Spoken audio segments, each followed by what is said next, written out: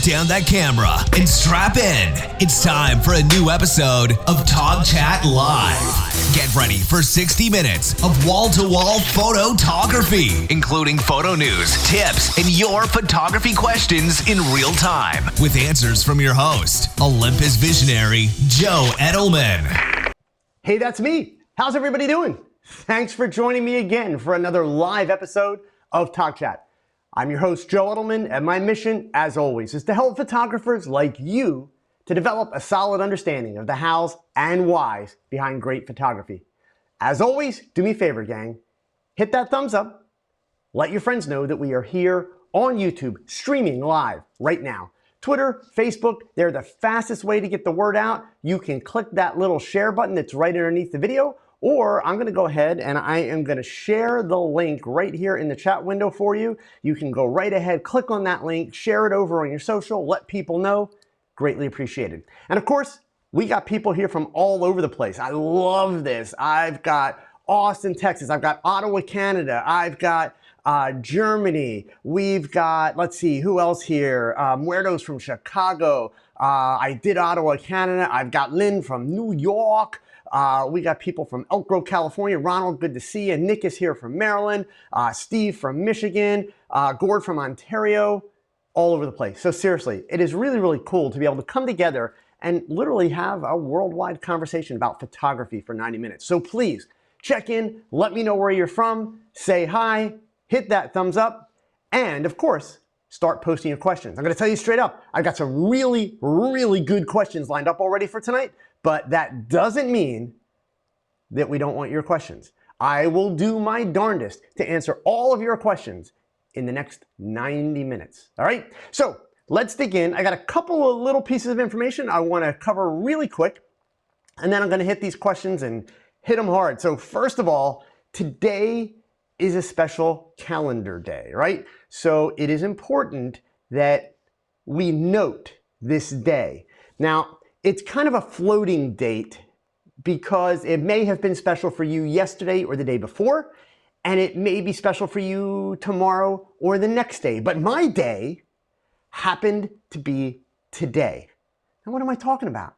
I am talking about that day where the B&H catalog arrives. That day where I have to quick get to the mailbox, sneak this in the house before my wife sees that it's here.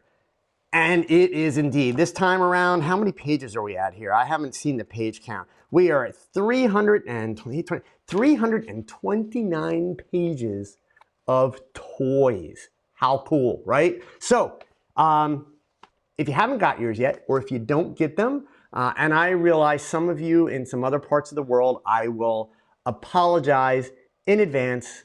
I get it, they don't ship them everywhere. But if you go to the B&H website, you can actually sign up to have these sent to you. They send them out it's usually like twice a year, sometimes a little bit more. But if you can get them, Jim Betts, here, this one's worth putting up because it's kind of really true. B&H photo catalog, photo porn. It is, absolutely, no doubt about it. But here's my challenge to you guys, right? So seriously, this is actually the point that I wanted to bring up, and I'm gonna be completely honest with you. So there's one aspect of this that I've talked about many, many times before. And that is what I love about this, and I will seriously take an hour or two and go through here kind of with a fine-tooth comb with my credit cards in another room, okay? And I will stay away from a computer while I do it so that I can't just hop online and order something. But I go through here and do two things. So the one that I've talked about before, that is I frequently find really cool and really useful grip gear, gadgets, things that are going to kind of help me with stuff or simplify things that I do, etc. Oftentimes the best grip gear, unfortunately, is stuff that you've never even imagined, right? So it's like, well, how are you supposed to know it? Well, this is one of the best ways for me, okay? And especially when I travel the country and I'm doing talks in different camera stores, I love just roaming around the camera stores and especially finding their junk piles where they've got all kinds of little gadgets and stuff that have been hanging around for years. That's where I often find great little ideas. But the second thing that I do when I go through here is I look for cool equipment ideas, things like modifiers, things like grip gear, etc. And I say to myself, hey, could I hack that or could I DIY it? And then you guys know what happens if I find a way to hack it or DIY it. I'll share, you'll learn about it from me. But, so that's that. Also in the mail today, today was like photo day from the mailman. It totally was. So I got my B&H catalog, so that was the big one, right? The second thing that came, I only found out about this magazine about 3 months ago because they wrote an article about me. So I'm embarrassed to say I didn't know about them prior to that. Now this is a British magazine. So Chaz, I saw you say not in the UK. You can get this in the UK. This is a UK magazine called Cameracraft. But my gosh, you can also get it here in the US. And it's one of the few magazines out there that is still in print. Really nice print, okay? They do some gear. They do some amazing image features. And a little bit of everything. There's some fashion stuff in here. There's some commercial stuff. You know, they've got an essay about a person that does like, you know, fashion and beauty. They've got an essay here on a commercial studio that does a lot of high-end commercial and furniture work. There's also an essay in here, I can't show it on YouTube, that's about fine art nudes, that kind of stuff. In the 3 months that I have been aware of this magazine, and I'm not saying this because they wrote an article about me, that was like a bonus. I have to say, really, really impressive. When I was a kid and there was no internet, you know, back in the dark ages, magazines were how I learned about photography. So back then it was Popular Photography and Modern Photography magazine. They were the two big ones in the US. And then along came American Photographer, right? So I highly recommend actually getting a real paper magazine if you can, where you can. In addition to that today, I told you this was like photo day. I got my Professional Photographer magazine. Literally, these all showed up on the same day. So this is the magazine that comes with a membership with PDA, the Photo District News people, the folks that put on Photo Plus Expo and who also put on WPPI. This is their magazine. This tends to be geared primarily towards portrait, wedding, some documentary stuff. I mean, you know, some really, really cool feature stuff in here. Some documentary photography, but and some gear also. Definitely a tilt towards the, you know, quote unquote professional photographer, portraits, weddings, commercial work, etc. You'll also find a lot of stuff in here that ties in with PPA, but PPA also has their own magazine. And wait, did I just get these backwards? I did. I'm sorry. Professional Photographer is the PPA magazine. Gosh, shoot me. I got it backwards, right?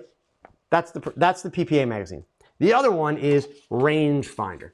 This is the one that is put out by the folks that do WPPI, that do Photo Plus, etc. And this one tends to actually do, you know, a lot of really cool stuff. Not a ton of behind the scenes, but they do, you know, kind of a lot of documentary stuff, little snippets. This one's a very quick read. If you subscribe to this, you have the option of getting it in paper or getting it digitally. So you can, you know, do it either way. But yeah, definitely, you know, good stuff. They will sometimes have like some short breakdowns, you know, the essence of a portrait, stuff like that. So anyway, I've got my work cut out for me the rest of this week. Some reading to do, okay? Couple other updates, really, really quick, and then we're gonna get into your questions. I'm gonna switch the screen over here. On my website, a few updates have occurred. So number one, just a little design tweak. Now you can actually see some of my portfolio images right on the homepage. You can access them right out of the box, right on the homepage there. But more importantly, I wanted to show you I've changed the name of a tab because people were getting really confused. So it now says speaking and events. Pretty simple. If you click on that one, my speaking calendar is like going crazy, which I'm really excited because that means I get to meet a lot of you folks. So some upcoming things I have here. May 20th, I'm going to be doing a demo in Easton, Maryland. It's actually a Photoshop demo. It's post-processing. June 7th and 8th. The 7th, I'm going to be in Cardinal Camera in Lansdale, Pennsylvania. That's the town that I grew up in. So I get to go home, and I'm going to present in the very camera store. It's a different location, but it's the same store, same company, where I purchased my very, very first camera when I was 11 years old. And then for those of you that are up in the New York, Northern New Jersey area, I'm going to be at Unique Photo. Finally, I get to go visit Unique Photo. That's going to be on Saturday, June 8th. I'll be doing a 2-hour demo there. Then I'm going to be in Michigan in July 26th and 27th at the Southwest Michigan Camera Club Council weekend of photography and digital imaging. So I hope to see you for that. And then I just found out this week I'm going to be headed out for the weekend of September 7th and 8th. I'm going to be going out to Looking Glass Photo in Berkeley, California. For those of you out in the San Francisco, Northern California area, I hope to see you there. I'm going to be doing a weekend workshop. More details to come on that. On September 14th in New York City, along with my buddy Will Cadena, who you have seen here on TogChat about a month back, we are going to be doing an event in New York. My topic is going to be street fashion photography using natural light. Will's going to be doing a portrait and portrait lighting event that day. It's part of a new Camera Club Council that has started out in the New York area. And then, of course, October 24, 25, 26, Photo Plus Expo. That's the big one. For those of you that didn't know, there's a big change to Photo Plus this year. So really a big change. So if you've been to Photo Plus or WPPI, you know that there's the big trade show, and a lot of the manufacturers like Canon, Nikon, Sony, Olympus have people like myself that come out and present on stages and do little, demos and lessons and that kinds of thing. They also have an educational track where you can go and take classes taught by people like me or, other well-known photographers. Photo Plus is dropping the classes this year. There is no education track at Photo Plus. It is going to be trade show only. Now, here's the cool part for those of you that are going to attend Photo Plus. While there won't be classes that you can go and take in, remember, the classes are the expensive part, right? That's the part you have to pay a lot of money for. You can get into the trade show for free. That means that a lot more manufacturers will be doing booth demos, will have stages, will be educating on the trade show floor. So what's really cool is they're bringing the education into the trade show and they're mixing it all in. So there's not going to be separate classes that you pay separate for. It's going to be straight up 3 days of crazy huge, crazy insane trade show. And believe me, if you've never been to one, it's like a circus, but it's the coolest circus you'll ever get to attend, okay?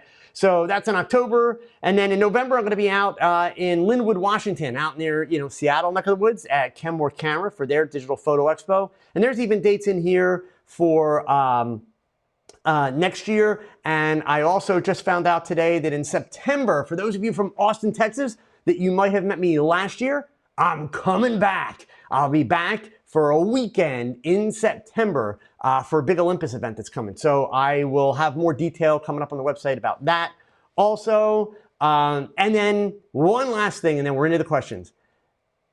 People still ask me when they run into me at events or anything like that, they ask me if the tattoo is really real. So the tattoo is really real. And then, of course, they either think that it's the coolest thing ever or they think that I'm just completely out of my mind, which, is potentially the case.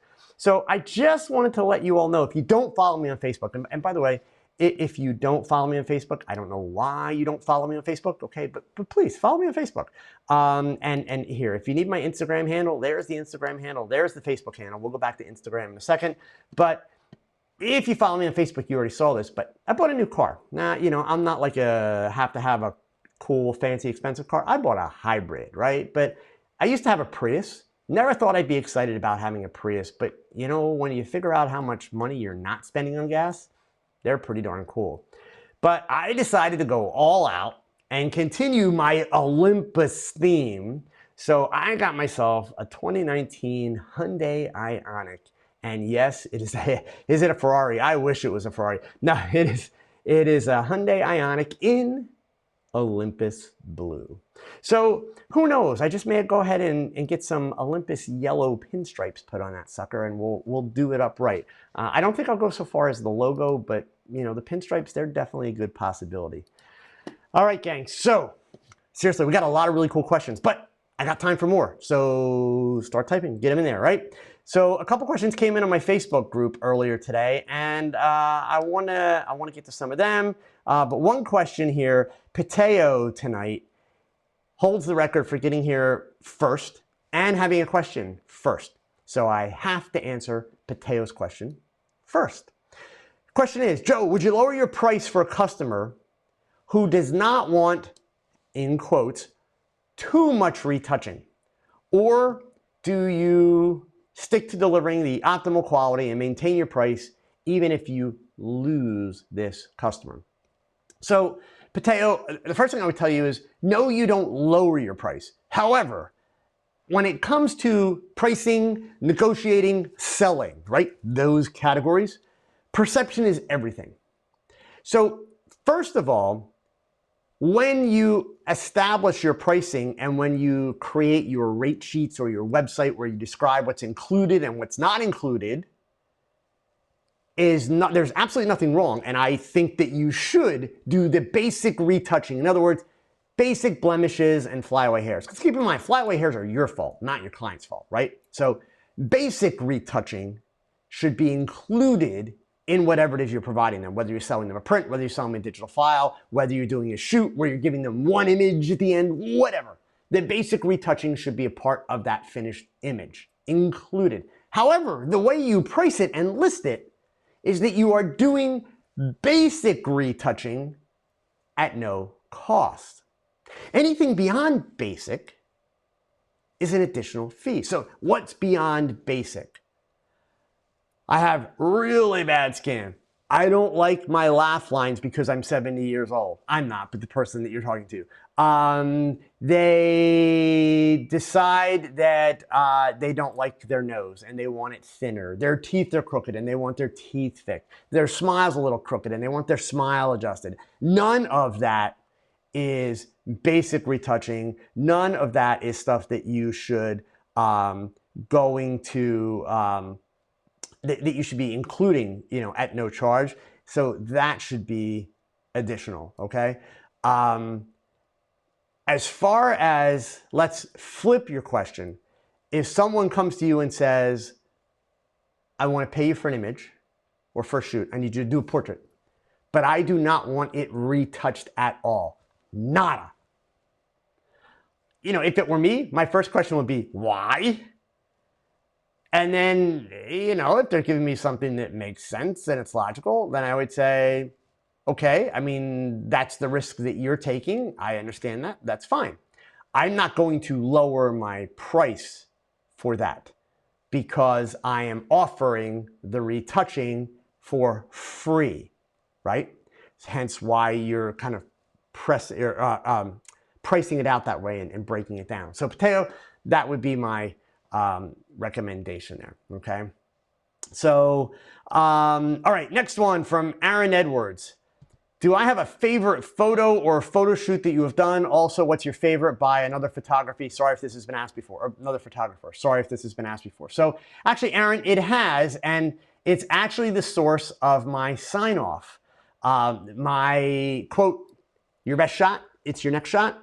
On this very show, TogChat, it was asked of me probably about a year and a half ago, what's the favorite picture that you've ever done? And my very quick response and my very honest answer is the next one.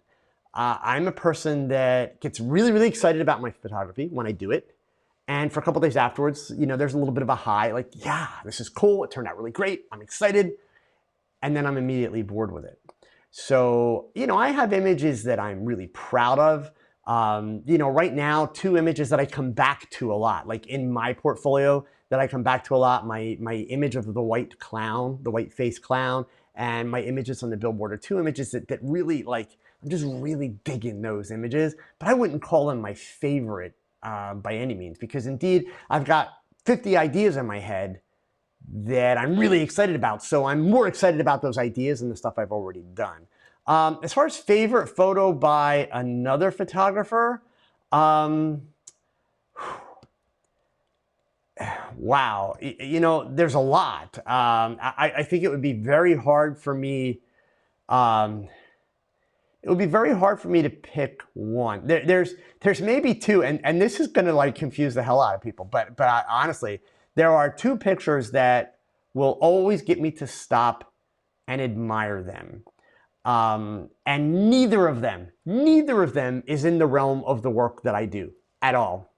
So here, let me see let me see if I can Google either of these. Hang on here. And I will share them with you guys. So the first photo, I'm going to flip back over to the web browser. The first photo is by a gentleman by the name of Dr. Harold Eugene Edgerton. He was a professor at MIT. He is the guy that pioneered high-speed flash photography. Specifically, this image. This is the one that for me, there's just something about that image. And that image, if you've never seen my light bulb picture with the hammer breaking the light bulb, that is the image that led me to want to play with high-speed stuff. Not that it's something that I've done as part of my career or a big part of my career, but this image just absolutely fascinates me. I love the image. I love the concepts behind it. He's the guy, so we can blame Dr. Edgerton for the milk drops. He did them the old-fashioned way before we had all kinds of cool electronic gadgets, so you didn't have to know what you're doing. But he's the guy. So he is the one that developed this technology behind stroboscopic photography. Ace Photo and Video, you got to meet Dr. Edgerton. I am like really seriously jealous, but that's very cool, very cool. And then the other one, so here, let's see if I can find him here. His stuff is a little harder to find. There's a photographer that I admired tremendously when I was a kid, and this is not who I want. So, and his name is Peter Turner. And so, oh, I might be able to find it. So the cool part is, as you see these images on the screen, most of these are done with Kodachrome film. Most people can't get this kind of color, and couldn't get this kind of color, I should say, out of Kodachrome film. Like this guy in the early days, in fact, here he is holding the picture. This is the shot. So this is Peter Turner, and this is the picture, the trash can on the beach. I just love everything about that picture. Keep in mind, when this picture was done, there was no Photoshop, no leveling, no cheating, no masking, compositing, all that kind of stuff. Stunning camera. I just love it. I just absolutely love it. That image, it's the simplicity of it, and just all of it that for me, it's just amazing. So I don't know, let's see if I can find a single of just it. Yes. Oh, here it is. Okay, so yeah, so that's the shot. And I believe Peter Turner, unfortunately, I believe he passed away within the last couple of years. Yes, 2017. So, but again, just incredible work. So that's two of the photographers that I admired growing up. So I think, honestly, those are two pictures that just as random as they are, just always get me to pause. And so Jim Betts, you say here he has a museum in Nebraska. Who does? Peter Turner or Dr. Edgerton? Let me know. I just would love to know. Not that I'm going to run right out there, but I would love to know. So, Andy, is it a good move by Canon to remove the central pin from some of their cameras, locking out the third-party flash providers? Although Godox has already solved this with a firmware update. You know what, Andy? And again, I don't want to do the dump on any camera company. I don't understand why they did it. I really don't. Like, I get it. A bunch of companies ripped off Canon. I mean, look at Yongwano, right? But how many years has Yongwano been ripping off Canon? And now they decide to do it? Like, what's the point? I'm honestly a big fan, and even as an Olympus guy, I will say this. I'm a big fan of camera companies sticking to cameras and not worrying about flashes and that kind of stuff. Let the flashes go to the flash people, right? That's kind of how I look at it. I mean, you guys know if you follow along, right? Like I use the Olympus flashes on stage at WPPI, and I still use them for some of the demos. As speed lights go, they're really, really nice. But in all fairness, they're part of a camera system, but they're not part of a big, full-featured lighting system, which is what most photographers tend to prefer. And that applies to every single camera brand that's on the market today, right? So, yeah, I mean, everybody's like, oh, Canon's finally fighting back. It's like, oh, I don't know why they're bothering. I mean, I can't imagine that flashes make up a large percentage of their sales. To me, it's just like, why not just drop the flashes altogether? Because, I mean, like, they came out with that smart flash, the one that wiggles all around by itself. I'm like, I've yet to see somebody actually using one of those things. So, you know, Jim Betts, Edgerton has a museum in Aurora, Nebraska. Cool, that's good to know. Thank you. Glad to know that. So yeah, Andy, I mean, I don't know that I'd say it's a good move. I mean, if they feel that's the best way to protect their intellectual property rights from companies like Yangwin on that, then good for them. But I don't see how it's going to stop them. Just like you say, Godox has come up with an end around. The others will come up with an end around. So Ajax. So these are the last two that I had early, and then last four, sorry, that I had early, and then we'll get into the stuff you guys are typing here. I see some really good questions going by, so please keep it up. All right. Ajax, what were some of the first signs in your photography that gave you the confidence that the hard work you were putting in was paying off? I'm still looking for those, Ajax. No. You know, I think the first signs were, well, the first one, okay, so the first one would be when I was 14 years old. That's when I got my first picture published in a newspaper because I didn't seek out that happening. It just kind of happened. That whole event took place. So that was affirmation. 2 years later, I got exclusive photographs of President Gerald Ford that eventually wound up in Newsweek, and they were transmitted by Associated Press. It's the first time I had pictures sent out over AP. Those are the kind of moments where you kind of get this emotional kick in the ass, good kick in the ass, where it's like, whoa, like, yeah, like I can do this. Like this, you know. So yeah, I mean, I think it's a matter of, you know, what are the moments that you find most satisfying and how often can you make them happen? The more you make those moments happen, then that's momentum. The more that you can put your head on the pillow at the end of the day and feel like, yeah, okay, I'm making progress. I'm getting to where I want to go. Beyond that, I don't know. I guess it's a little tough to kind of define that. So let's see. Germano, I'd like to know, how do you choose colors? Do you plan everything before the shot, or do you try one color and see the results? Which process do you use to combine the colors? Germano, I plan some stuff. I don't plan others. So I have a video that I'm working on. I told you guys the tutorials are coming back. We're close. I have a video that I'm going to do all about color selection and that, so stay tuned. It's coming up, and that way I can break it down in a lot more detail for you. But here's the cool part. I promise you it's really simple. There is a lot of science behind it, but not that you have to really learn the science, or for that matter, even understand the science, because I'm going to show you a ton of shortcuts. I am horrible at the science part behind it. Fortunately, I'm kind of lucky and I have a knack for it. Some people do, some people don't. It doesn't mean better or worse. It's just some do, some don't. But there are some great utilities available, and I am going to share those with everybody. Okay.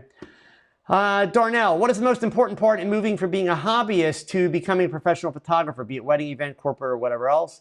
The most important part, I would actually say it's being confident in your ability to deliver consistently excellent work.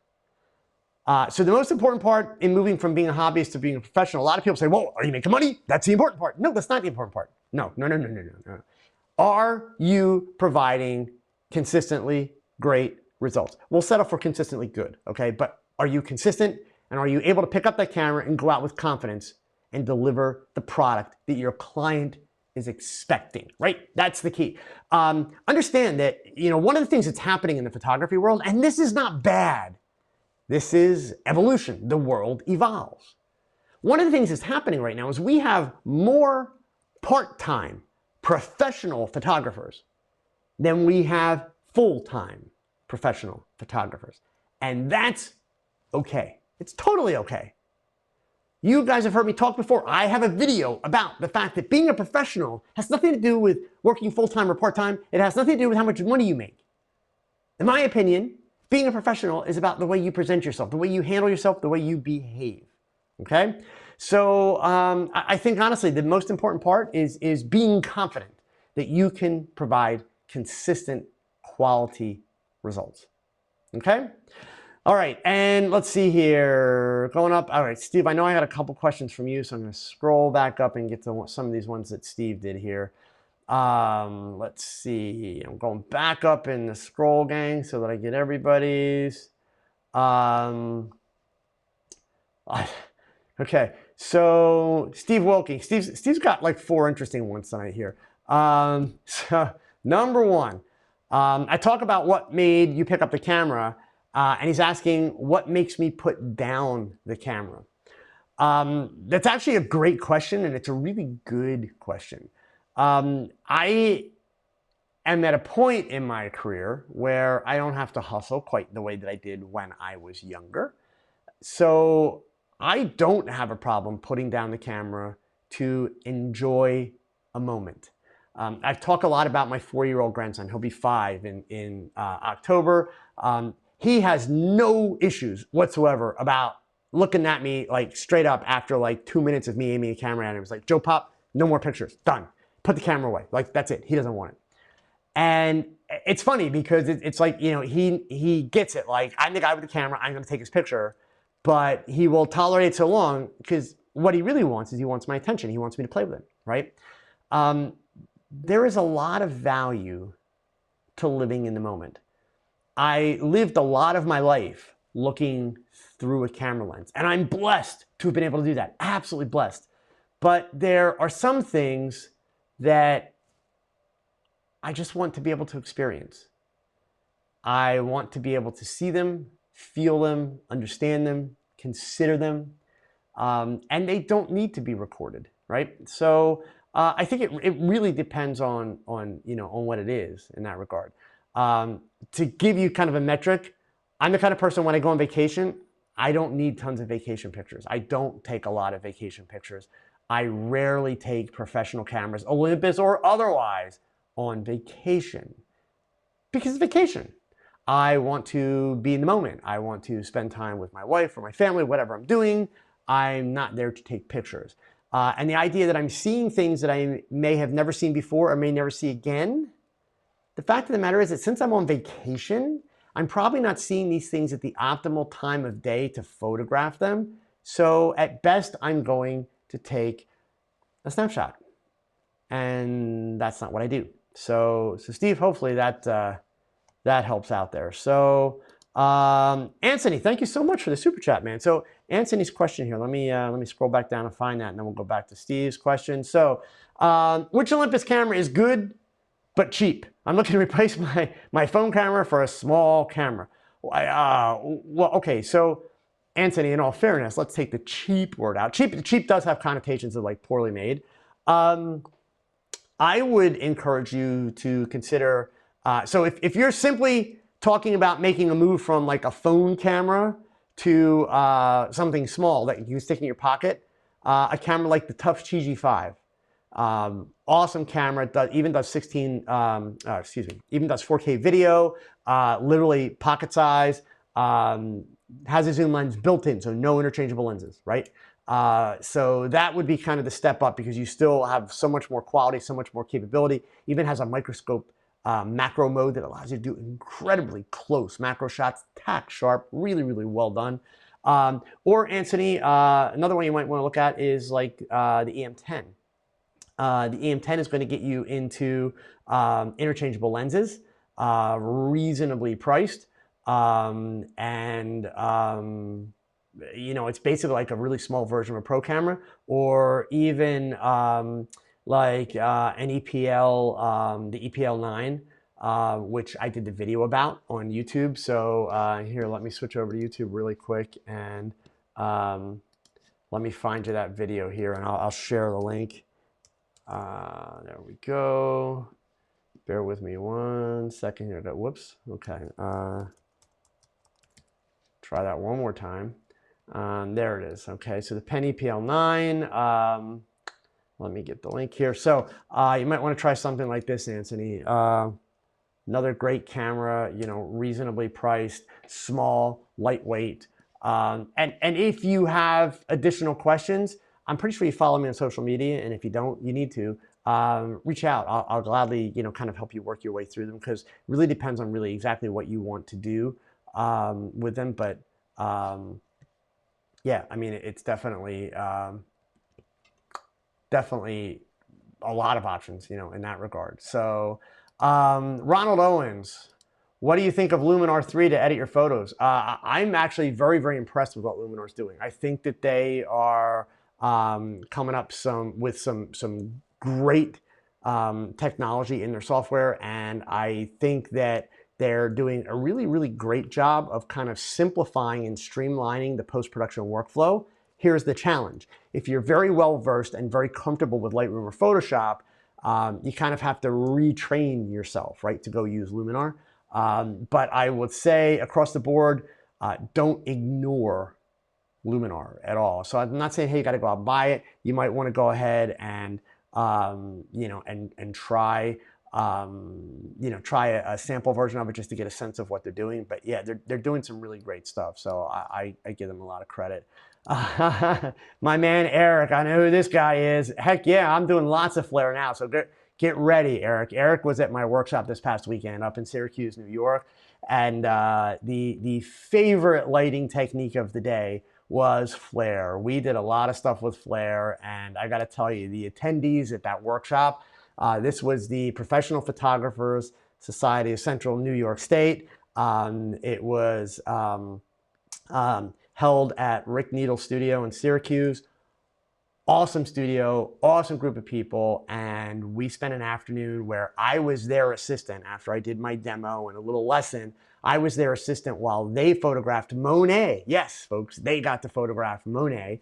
And we did lots of cool stuff with flare and all that. So yeah, it was a fun day. A lot of neat stuff. So let's see here. Do you find a light meter a good baseline to start, then adjust up and down to see your vision? Absolutely. Nothing wrong with using a meter. I don't use one all the time, but as I've explained before, I own them. And if you find that helps you, here's the best reason, in my opinion, to use a light meter for anybody today. The simple fact of the matter is, with digital technology, you don't need a light meter especially when you're doing flash work, but even without it, okay? What's good about using a light meter is systematizing. It creates a process. It slows you down. It makes you do things deliberately. Whatever you do, do not live and die by your light meter. Your light meter doesn't know better. Your eye knows better, right? But to get that starting point, absolutely. I completely recommend, if it's going to help you create some discipline, go for it. So let's see. Scrolling up here. Jason Tucker from St. Louis. I've been shooting burlesque where the lighting is unpredictable and flash isn't allowed. On an EM1 Mark II, any tips other than the usual triangle for low light? Well, yeah, so there's a couple things. And that's it's not just for the EM1 Mark II, it's for any camera. So first, full disclosure, since this question's coming up, it's the question of, do you get noise at high ISO with Micro Four Thirds? Yes. Is it bad noise? In my opinion, no. But let me reframe the conversation. And this is not because I'm an Olympus ambassador. This is because this is what I do, and this is what I've always done. So there was this time period, and I've not been able to nail down the exact year or date, but somewhere in the mid to late 2000s, like 2000 to 2010. So somewhere, between 05 and 010, in the industry, we crossed some kind of a line. It's a line where it suddenly became bad to have any kind of texture in an image. You can call it grain, you can call it noise, call it whatever you want. But it became simply bad. And the goal became, for everybody, no noise, no texture, no grain, no nothing. I actually kind of find that boring. And full disclosure, I was guilty of chasing that same value set. Watch my Why Did I Switch from Nikon video. Bigger is better. I was doing all that crap. Okay? I like some texture. I have used my EM1 Mark II and my EM1X at ISOs over 3000 and found, I haven't had a need to go much higher, just over 3000, and have found things to be absolutely reasonable in terms of the noise / grain / texture. Now, that being said, I have not shot burlesque in recent years, but I do know a few models that I work with who are into burlesque, and that's I'm familiar with the kind of places where they perform and the kind of scenarios. And indeed, the lighting is usually like horrendous and sometimes non-existent. I completely understand that. So that being said, remember that all of these cameras that we work with today, I don't care if it's Sony, Nikon, Canon, Olympus, Panasonic, all of them, they have this thing called dynamic range. Dynamic range is the digital scenario that is similar to what, and gosh, I'm completely drawing a blank on the word now. Oh my goodness. I'll figure the word out in a minute about film. But anyway, dynamic range, an easy way to think about dynamic range, and I am dumbing this way down. So please, if you're one of these techtographers, please don't start typing all of the technical crap here. I'm not interested. The dumbed down version of dynamic range is how much can you overexpose or underexpose and get away with it? Meaning still have detail. Still have detail in the highlights, still have detail in the shadows, right? So one of the tricks is if you find yourself in a really bad lighting scenario, and this is with any camera, gang, this is not just Micro Four Thirds. If Ken, latitude, thank God. Why did I lose the word latitude? Latitudes are with film, it was called latitude, okay? There we go. So Jason, if you find yourself in a situation where you're just really afraid you're going too high, understand that you can, in theory, and this is going to vary a little bit from situation to situation, but you can underexpose your image by even 2 or 3 stops, which means on your LCD as you're shooting, it's going to look really dark. But you're going to know that you're within the dynamic range that your camera can handle. So you are then going to come home and go to Lightroom or go to Photoshop or go to Luminar, and you are going to bring up the exposure, relying upon the dynamic range that your camera records in the raw file in your camera. So that can pick up 2, 3, 4, even more stops. They talk about camera. I know Sony makes a big deal. Some of their cameras are like 12, 13 stops. I'm not going to lie to you. I actually don't know what the Olympus is. That's bad. I should know. And I don't know because I don't pay attention to those numbers. Here's what I know about dynamic range.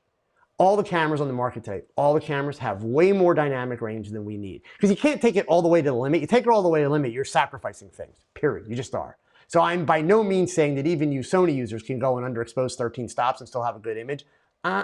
Sorry, right? So if we're talking 2, 3 stops, no problem. Any camera's going to handle that. It just is. So Jason, that would be my, my suggestion is try that, okay? The next time you go out to do burlesque, especially if you're making money, don't do the whole thing the way that I just recommended. Try some of it that way. See how that works for you. But, if you're finding you are hitting the limits of what you feel is acceptable noise with your gear, remember that you can underexpose a little bit, pull it up in post. That's getting you down closer to the base ISO where you're not going to have to deal as much with that digital noise. So that is another option. At Pick Cook, what is my favorite color?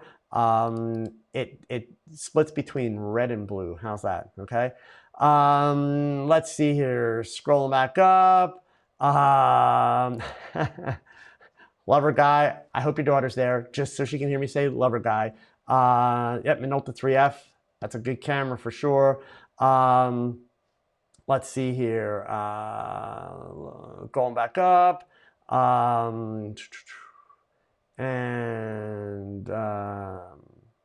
Still scrolling here. I know I missed a bunch of them, so I want to get back to them. Perluigi, the photos that you took of the candidates, Perluigi is a member of my Facebook group, so we've actually talked about this here on TogChat. And in the Facebook group, we reviewed some of those images. So if you're not a member of the Facebook group, you should sign up for the Facebook group. If you don't know about my Facebook group or don't have the link or aren't a member, I will share that with you right now in the chat window. Up at the top of the screen, you can see the URL for my Facebook profile. Please, follow me, all that kind of good stuff. Hit the thumbs up and like, yada, yada, yada. If you're not following me on Instagram, doggone it, follow me on Instagram, will you? You liked them so much that the civil production folks asked you to take pictures for a calendar to sell to charity. Any suggestions for the poses? Perluigi, before we actually get into suggestions for the poses, what I would recommend is you got to consider, well, what's the theme, right? It's kind of like they do those, they do those calendars like with the firemen, and so they're all standing there holding hoses in suggestive ways, and or they've got their jackets off and their shirts off, whatever. So a lot of your poses, which you're probably not going to do with civil protection folks, but you gotta start with, like, what's the theme, what's the concept? That's going to help drive the posing, and then whatever types of tools, gear, equipment, uniforms, vehicles that these folks use, try to use those as props in your images, because the more things that you give them to do, then there's a good likelihood that the posing is going to become very natural. It's going to be more about their body language. So I would actually encourage you to kind of go in that direction. Okay. So, all right, scrolling back up here. Let's see. Peter Tran, how often do I usually use my flashes at full power? Honestly, very rarely, Peter. And that applies for both the Godox AD200s, which are 200 watt seconds, and also the Honey Badgers that you see right behind me back there that happen to be hanging in the studio right now. Those are 320 watt seconds. Very rarely use them at full power. There's just no need. Okay, no need at all. So let's see, Richie Rich, you live in Southeast Alaska. You'll be visiting Washington and going to Kenmore Camera in June. Since that's where you bought your Olympus equipment, looks like you'll be at Kenmore Camera again in November. Yeah, so it's for their photo expo that they do every year. So the dates are on my website. They haven't posted everything on their website yet, but they will be over the next couple of weeks. We're still a little early on that one, but I will look forward to meeting you, Rich. So I'm actually looking forward to getting out there. I've heard a lot of cool stuff about Kenmore. They're definitely one of the bigger retailers in the industry. So I'm looking forward to making that trip.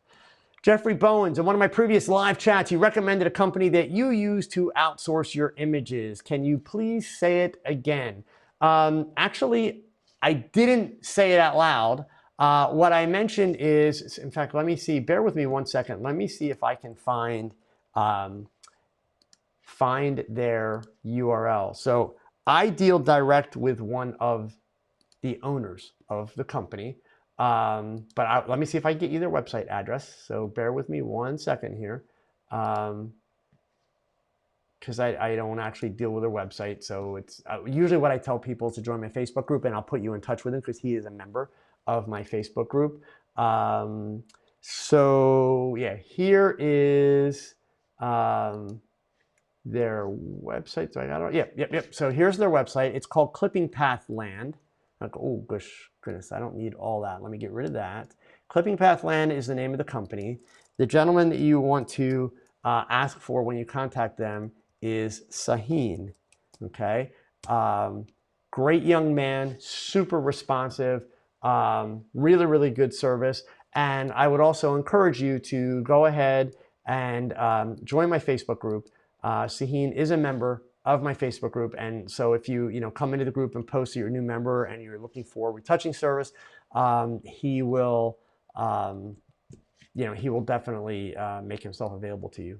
Quite a few of my followers are using him, been very happy with him. So let's see, Amerlib, any comments about the increase subscription prices from Adobe?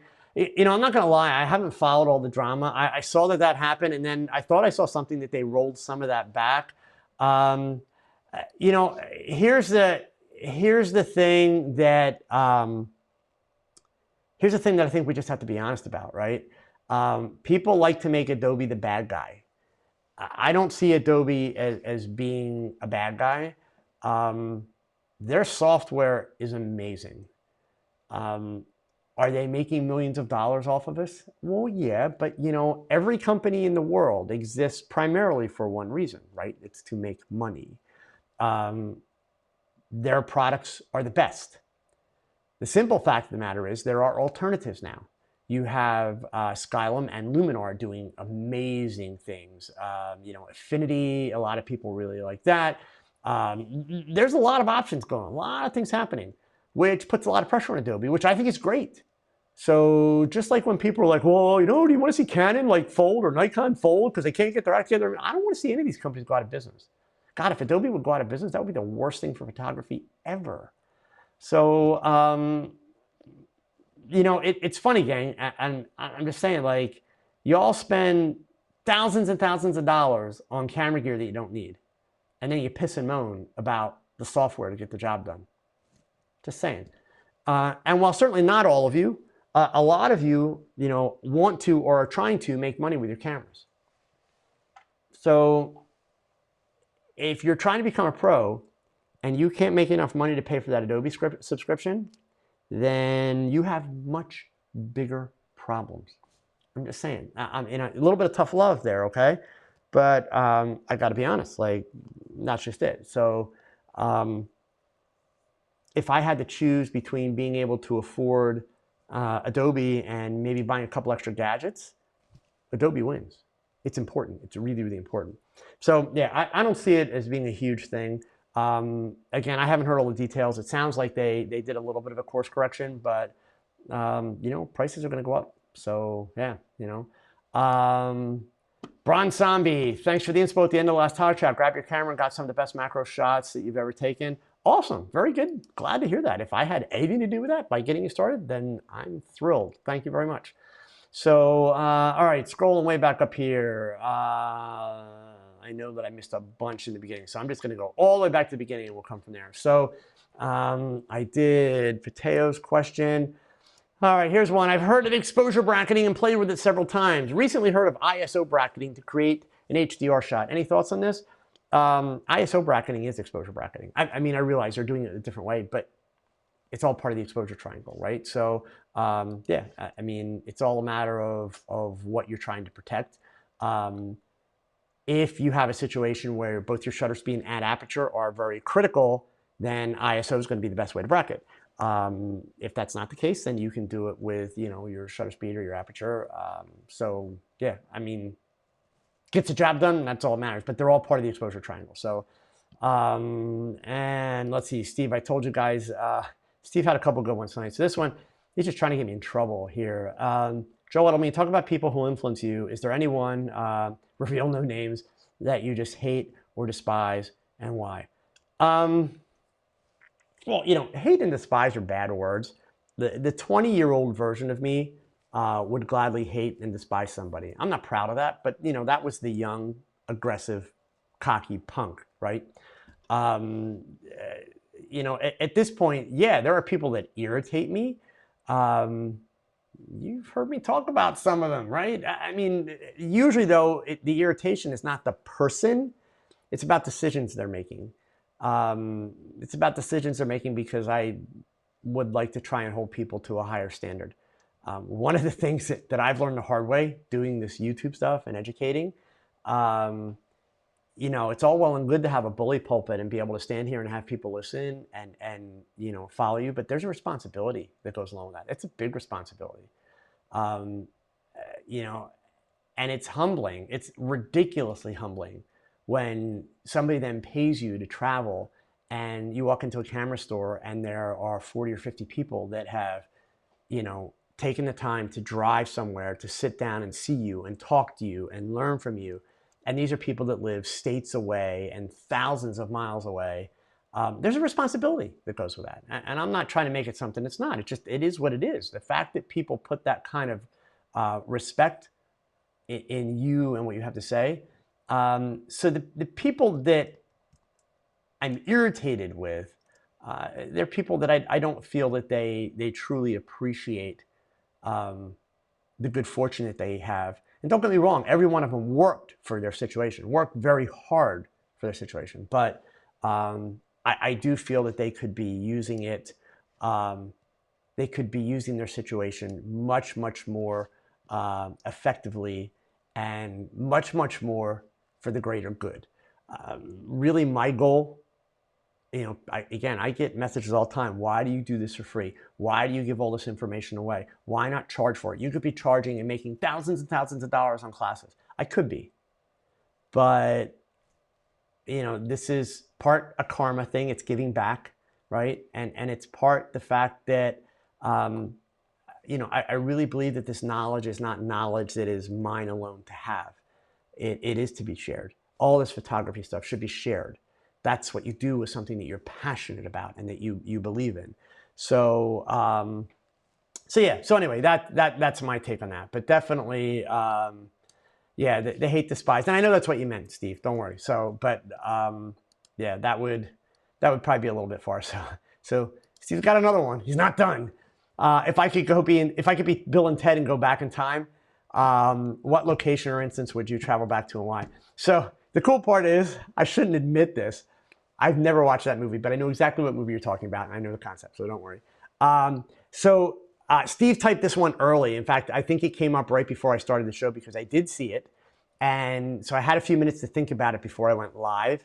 My answer, this might surprise you oddly, but it actually is because of a teacher. My answer would be, I would love to go back to the American Revolution, 1776. The reason being, I had in 7th grade, I had a teacher. His name was Mr. Kirby Conrad. And he was an amazing teacher. Now, keep in mind, folks, this was back, what are we talking, 73, 74, somewhere in there, okay? He had a paddle that sat on his desk. He told us on the very first day of school in 7th grade that you will have homework every single day in my class, and you will do it if you expect to pass this class. And the entire year was dedicated to learning about the American Revolution. He would make guys do push-ups and sit-ups in front of his desk if they screwed around in class. He was a no bullshit teacher. To some degree, we were afraid of him. Afraid of his punishments, not afraid of him, because he was actually a very nice guy. And that was the thing that was really interesting about him. In 7th grade, at that age, you don't really understand what passion is. And, there's a lot you don't understand in that age, right? But there was something about this guy that every day you went to class, as much as you didn't want to get on his bad side, you really could sense that he just really loved this stuff that he was talking about.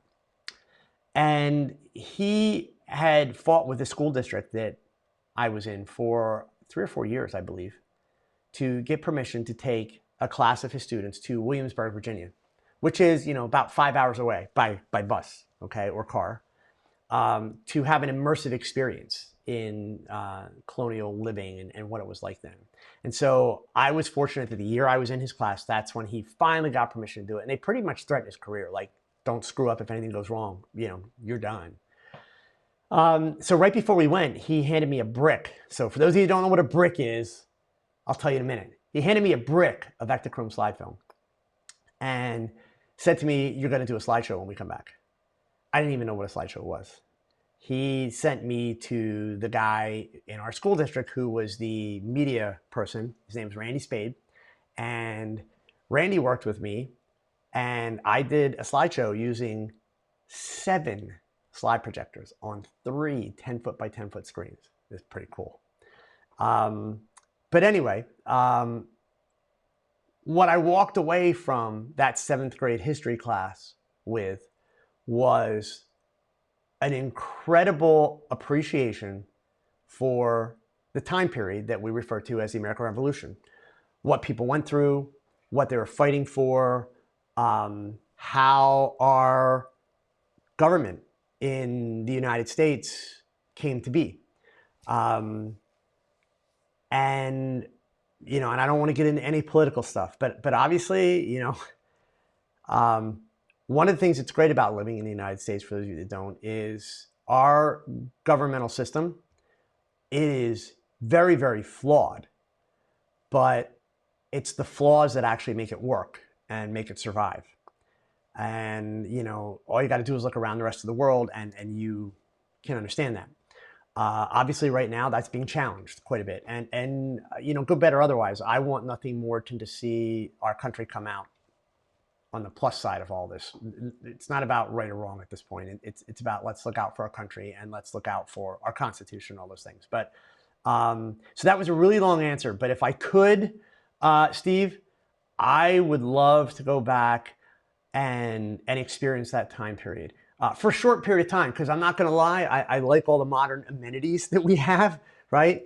But for all of the work that Mr. Conrad did to immerse us in that time period and to actually take us to Williamsburg, Virginia, where you can experience it firsthand and see people that live it, it's still somewhat unfathomable that these people were able to be so smart and that these people were able to be so determined and fight the fights that they fought. And I don't just mean on the battlefield, I mean daily life.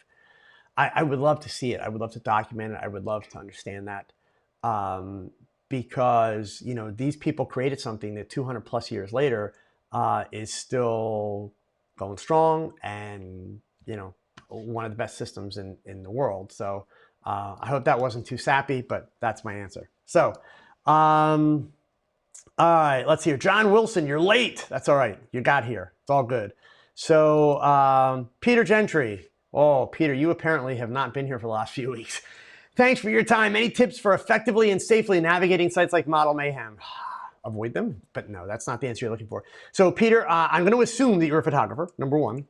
So number two, do me a favor. Give me a follow-up comment in a moment and let me know when you say safely and effectively navigating, give me an idea of what kind of struggles are you having, right? And then I can give you some more specifics because unfortunately I could probably talk for the next 2 hours about that stuff. Oh, there we go. Wait, this is important. Fernando, I forgot to mention what the brick is.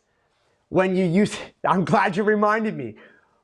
When you used to buy film, you could buy film in a 20-roll package. So it was 4 rows of 5 or 5 rows of 4 stacked up and shrink wrapped like a brick. Okay, so it was called a brick of film. So a brick of film was 20 rolls of film. And that's how Kodak and Fuji and Agfa, that's how they shipped their film. It was in bricks. And then at the camera stores, they would break up the bricks and they would sell the rolls one at a time. Or you could go into the store and you could buy a whole brick or a half brick. And usually the dealer would give you a little bit of a discount because you were buying so many at a time. So when I was a kid, you know, film's expensive. So we actually used to buy film in bulk. Now you couldn't do this with Kodachrome, but you could do it with all the black and white films and you could do it with Ektachrome. You would buy a 100-foot roll. It was about this big around of film. And then you would buy a little gadget that was about this big. It was called a daylight bulk film loader. So you'd go into a darkroom and you put the roll of film into it and it was sealed. And then you could buy reusable film cartridges.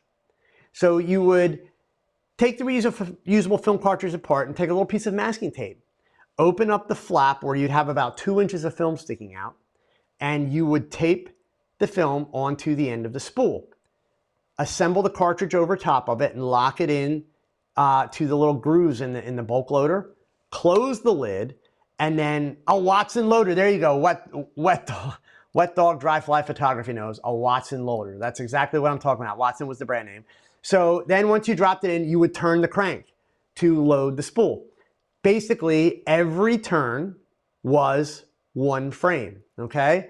Qnetics, yes, you can still buy the bulk film and the cartridges. It's just, you know, harder to find and not as many film options available. But yes, you can still get it. So buying film in bulk, that was the cheapest way. Next cheapest way was to buy a brick because you'd at least get a discount. Still a lot more expensive than bulk. And then from there, you know, you could buy like a half brick, okay? John Wilson, so a brick is 720 shots. Well, yeah, depending on you know how many frames you load into it, because you could load like 14 frames if you wanted. You can have any random number, okay? But yeah, so it does indeed barely move the needle compared to, you know, SD cards. But like I said, guys, you know, that film, it was back in the dark ages, right? So yes, Fernando, thank you for reminding me. I'm glad you didn't let me forget that. So, all right. So, Perluigi, was there a time when I regretted not having a camera with me? Yeah.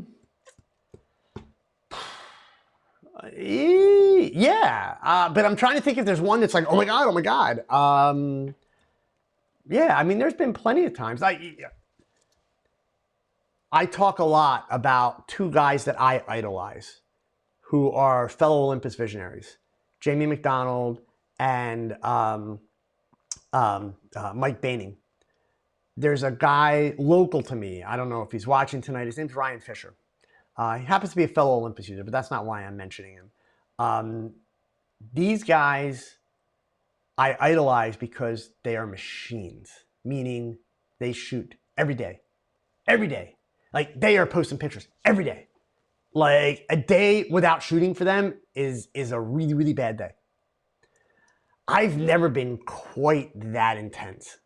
You know, there were times in my career where, like, I'm working every day and I'm shooting every day, but I've just never been able to do that. So yes, I will put the camera down. I do take breaks from the camera, and I need breaks, and I enjoy breaks. That helps me creatively. Also, it helps me kind of rejuvenate and get my ideas together, right? Because when I have a camera in my hand, I'm under that pressure of create something, make something happen. When I don't have the camera, it allows me to, you know, just kind of see and experience. So when you're doing that, you miss stuff from time to time. Sure, that happens. But honestly, I don't have any one, like, I missed that or that kind of thing. So no, I can't say that that's, I can't say that I have any one thing. Sorry. Okay. All right. So, So Peter, you're still going to let me know here about the model mayhem thing. So, what was that comment about? We need more teachers. Sorry. Where am I at here? Spinning wheels photography. We need more teachers like that. I had a teacher in 6th grade who made a film about a Western.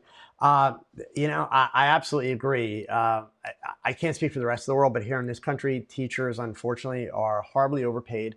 But in all fairness, they are also not held to high enough standards. We do not put enough emphasis on training and finding excellent teachers and rewarding them accordingly, but also, you know, kind of holding their feet to the fire in terms of the responsibility that we give them. So it's a double-edged sword, and there's a lot that could be fixed. But, you know, hopefully that's something that I'll get to eventually. So, Andrew, your portraits are so colorful and amazing. Well, thank you. I appreciate that. You're just curious how or what inspired you to come up with some of your themes.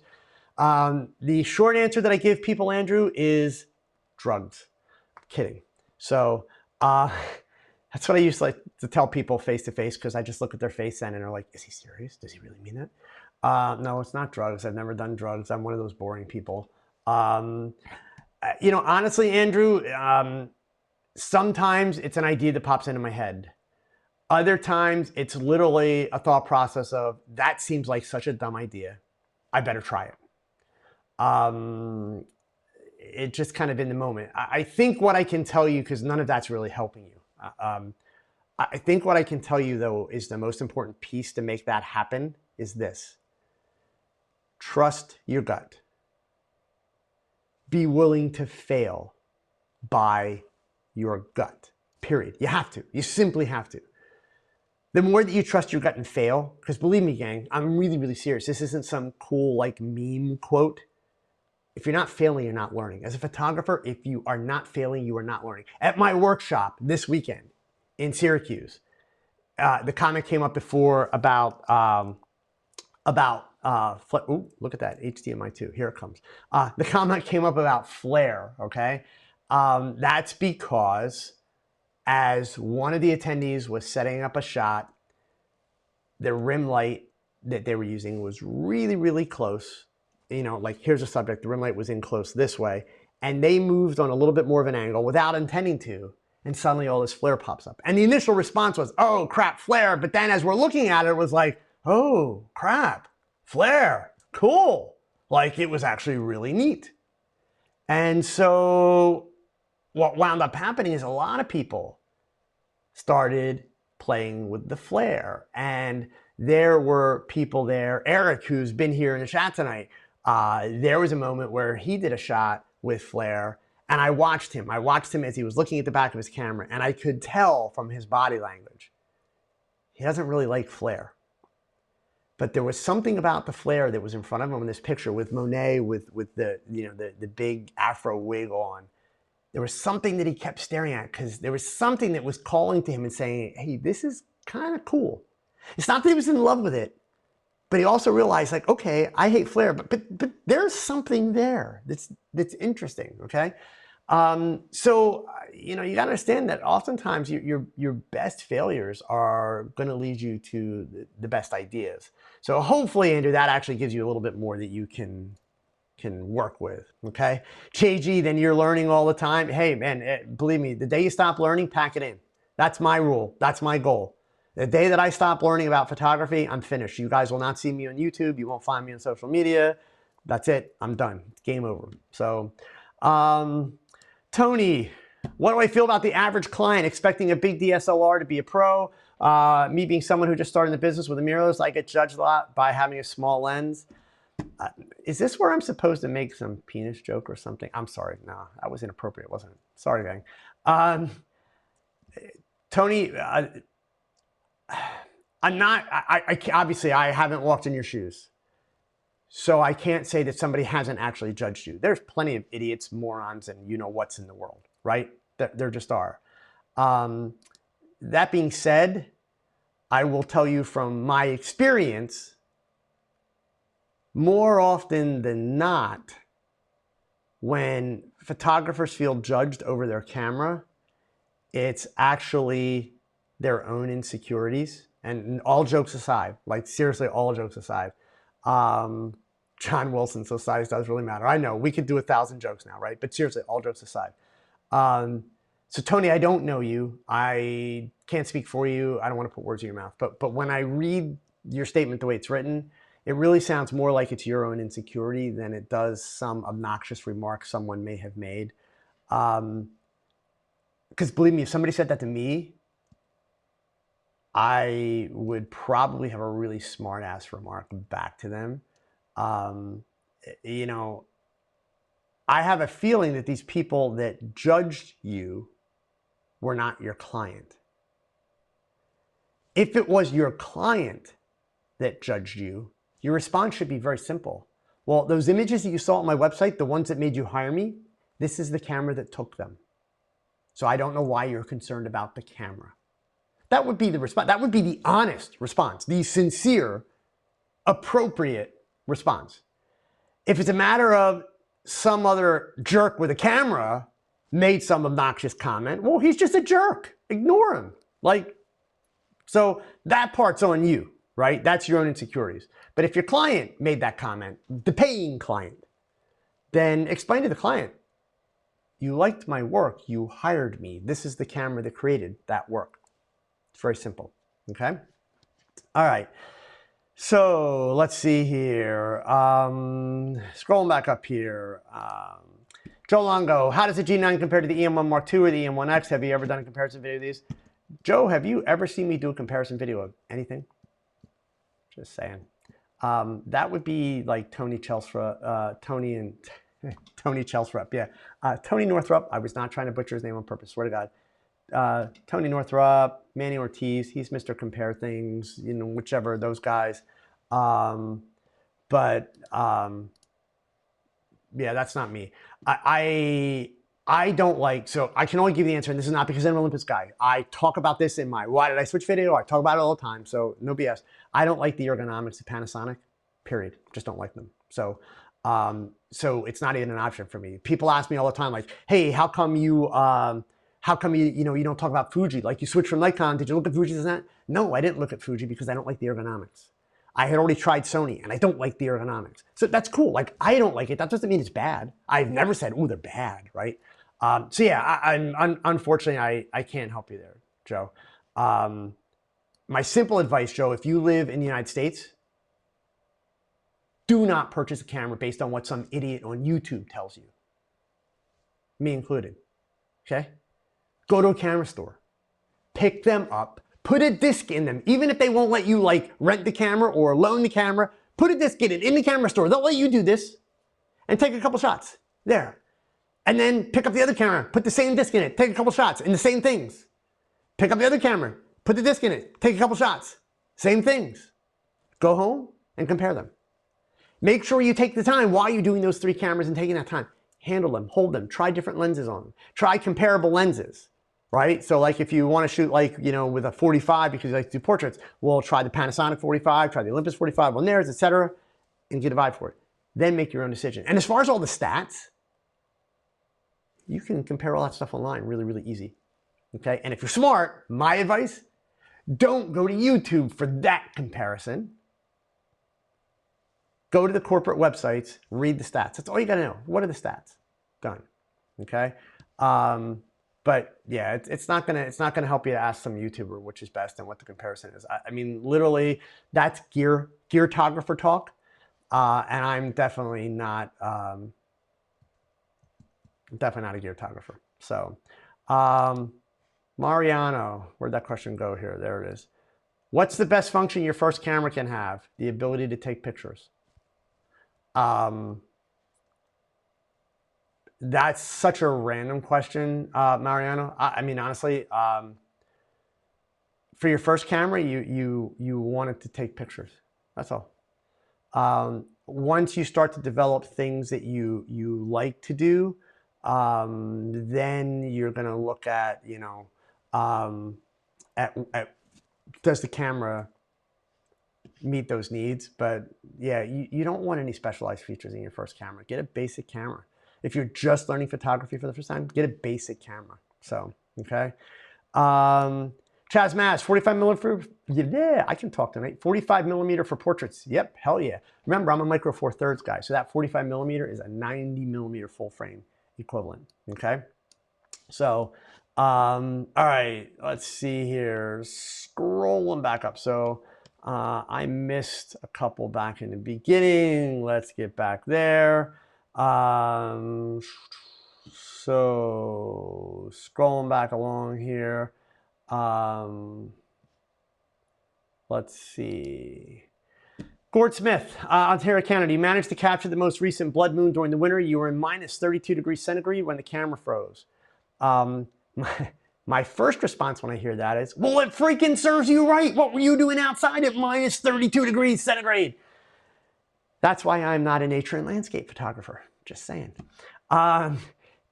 Tips for keeping the camera warm while waiting for the shot. So I did ask Gord what kind of camera he was shooting with a Nikon D3200 with a 155 to 500 lens.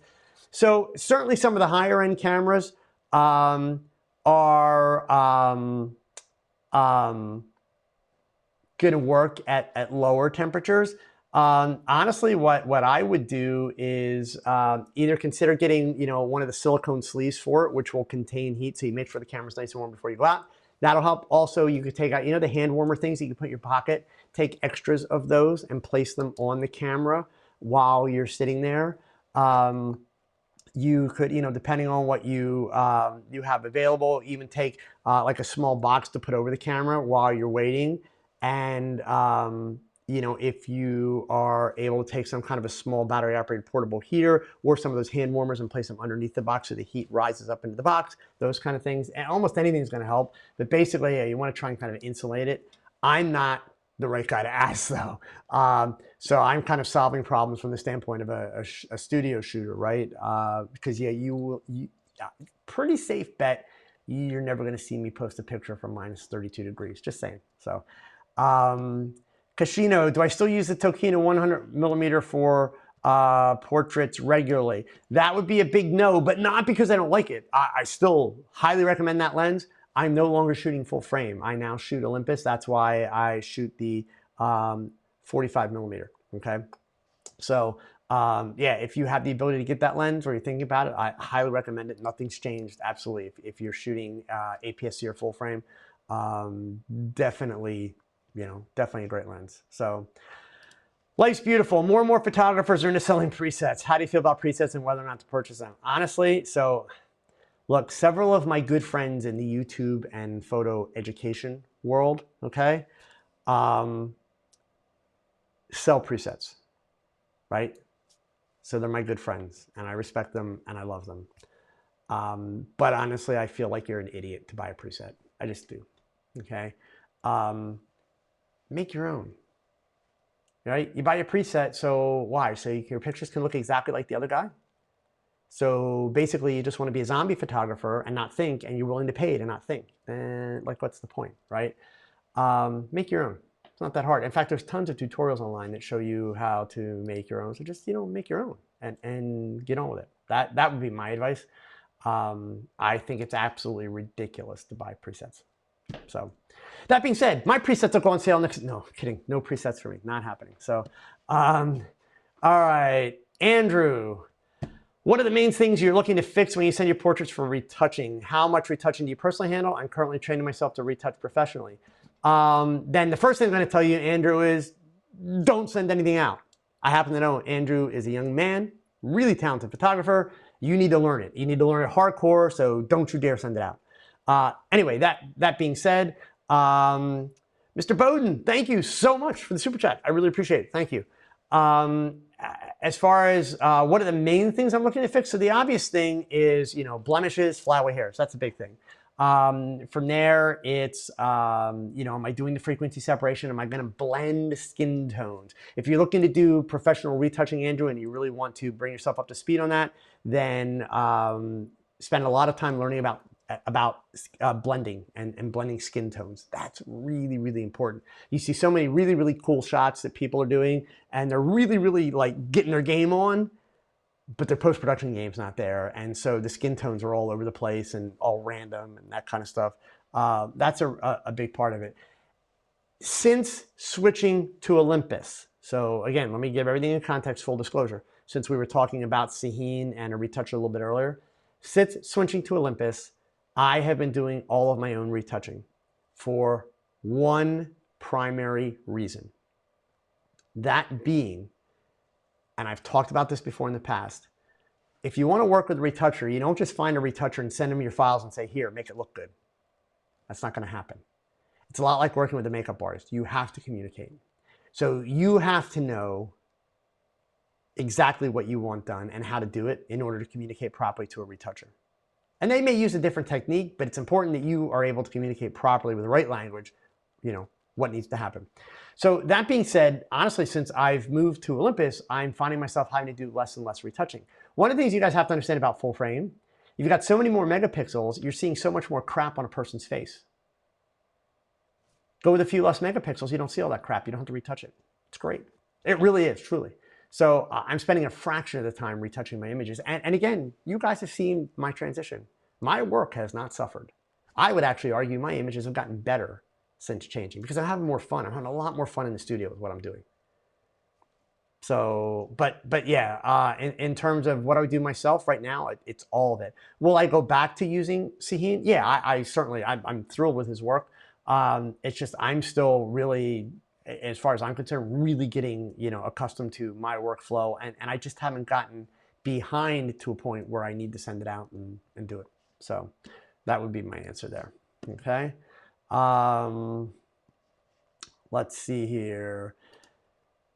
Pinnacle Pete, have to agree with Joe. Full framers talk about resolution, high ISO, noise, dynamic range. Every time you pick up your AM1.5 or your EM1 5.5 years after you bought it, you still have fun with it. Love the economics. Yeah, I mean, I agree. But again, that's personal choices. So, Kashino, you've bought the presets in the past, but these days they're absolutely useless in most cases. Yeah, and that's usually the case. I find people will, buy the presets, they'll use them a couple times, and then they realize it's like, this is kind of like same old crap. And the problem with presets is, what works for the guy that made the preset doesn't necessarily work for you because your shooting style is different than his, right? So if you're not shooting and exposing and lighting the same way, then you're not going to get the same feel in the end, right? Like if this photographer is known for underexposing all his images, and you buy a preset from him, if you're not underexposing your images, you're not going to get the same end result, right? So, and if he always shoots outside in bright sunlight and you always shoot in the shade or inside, well, you're not going to get the same result. You're just not, right? So there's kind of no point in doing it, okay? Ken Preston, with regards to retouching, would you mark up a photo to illustrate your retouching needs? Always. Every image I send it to the retoucher as a PSD. So I always do all my developing. All of the camera raw aspects, I do. I would never send that out because everything about that is subjective. I do that stuff. I open it into Photoshop, I put a layer over top and literally draw all over it, mark it all up, save it as a PSD. That's what goes to the retoucher. Yeah, so the whole idea with working with our retoucher, and we're talking about high-end portrait beauty retouching, the kind of stuff I'm doing, not like wedding and event stuff, right? High-end stuff. The whole idea is, yes, it's saving you time, but it's not the idea of like throw it over the wall and it comes back looking amazing. No, that's not how it works. Nobody's going to get good work that way. to do high-end portraiture and to do beauty and to do fashion work, you've got to be a freak about the details. So you just do, okay? Eric, what's a good way to turn down when others ask you to CC their work? I've told a few that I just don't do that, and the last couple became very upset that you refuse to CC their work. For those of you that don't know Eric, maybe you could see his profile picture here. Eric's a big guy, like, and nicest guy I've ever met, swear to God. I met him this weekend in my workshop, but we're talking about a guy here that, like, if I didn't know him, and like I just met him like in an alley, I wouldn't give him any shit. Like, I just wouldn't, right? And he's like worried about what to tell people. Dude, just tell him to take a walk. No, I'm serious. But here, I'll tell you what you do, Eric. I got the solution for you. Bear with me one sec here. The solution is on my YouTube channel. So, Eric, I'm going to give you a little slack because I understand that you really just found out about me recently, okay? Whoops, nah, that's not what I want to do. So you are going to go to my YouTube channel, Eric. Let me switch the screen over here. And you're going to watch this second video. I'm going to put it in the chat window right here, okay? It is all about stop asking for constructive criticism and stop being so quick to give bad feedback. Watch the video. So depending on who asks you, if it's another photographer, send them to Joe Edelman's YouTube channel with that link and tell them, watch that video, okay?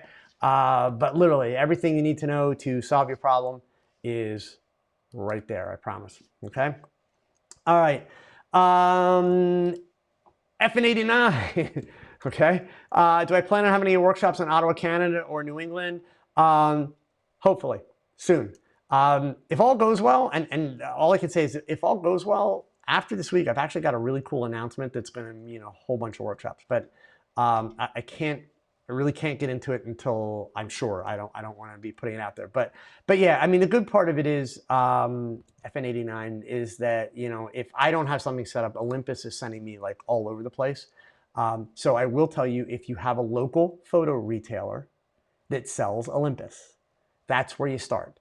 Let them know. They got to get Joe Edelman to come. They got to get Joe Edelman to come. And they have to tell their sales rep. They've got to let their sales rep that, they want them to have me come into the area. And that's how it kind of gets started. So, Eric Jennings, what's the best way to find a local photography group in your area? You're looking for a once a month or a once a week group to do photo walks with.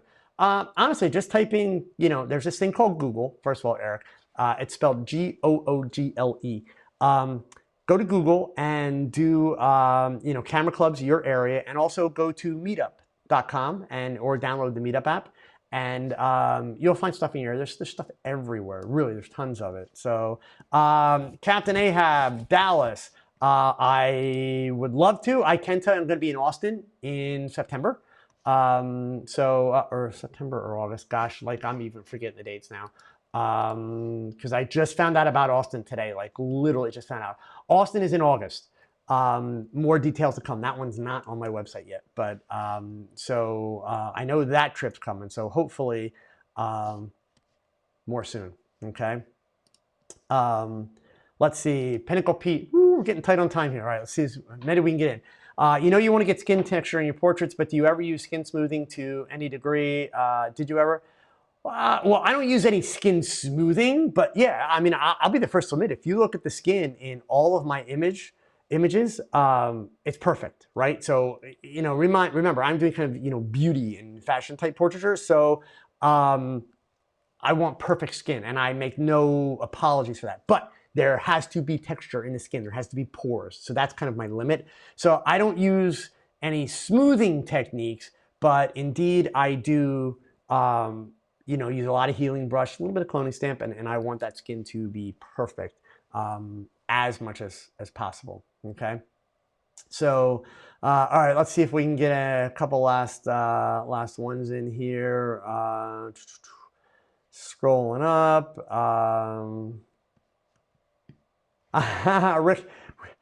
Rick Velasquez. You're tagging Olympus and hope they'll send you here in Manila. That would be awesome. Trust me, I'd love to go to Manila or the UK. I do know, and go ahead and do it. Like seriously, please go ahead and do it. Tag @GetOlympus, the @ symbol, Get Olympus, okay? So in fact, you guys should, any of you that want, me to come to your area, start tagging Olympus. The cool part of it is there's a real human being that works in Olympus. I'm not going to give you her name, but she works at the corporate headquarters, like 15 minutes from where I am right now. So when you tag Get Olympus, they see the tags, they do read them. So yeah, I mean, by all means, tag them, let them know that you would like me to come. JOJ, do you ever do shoots when you look through them and realize you've got nothing that you like? Sure. But let's be clear, right? Not to the extent that, it's like, oh God, I blew it and I'm embarrassed and I suck. No, but do I do shoots that fall short of my hopes and my expectations? Oh, hell yeah. JOJ, here's the thing. Any photographer that tells you that doesn't happen is just like either smoking weed or dishing out a real bunch of big crap, okay? Period. That happens to everybody.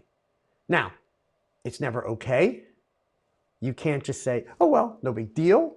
Yeah, when that happens, man, you got to kick yourself in the ass. You got to get into that head and figure out why. What did I do wrong? But it happens, okay? It absolutely happens. So, okay? Rick Needle, if you tag Olympus today, is that not too soon? No, not at all, man. I would have hoped you would have done it before today, but today will do.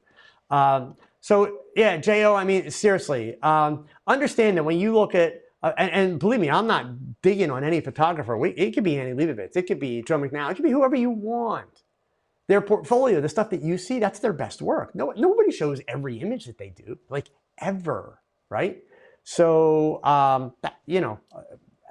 sure, that happens. Absolutely. I'm my toughest critic. So there are plenty of times where I do shoots and it's just kind of like, yeah, I tried. But for me then it's like, okay, so what's my takeaway? Where did I fall short? Why did I fall short? Do I need a different face? Is it the hair and makeup choices that I made? Is it the color choices that I made? Whatever it is, I want to be able to learn something from it. I'm always going to learn more from a failed shoot or a less than stellar shoot than I will from a shoot where I knocked it out of the ballpark, right? So, I mean, we are like that, okay?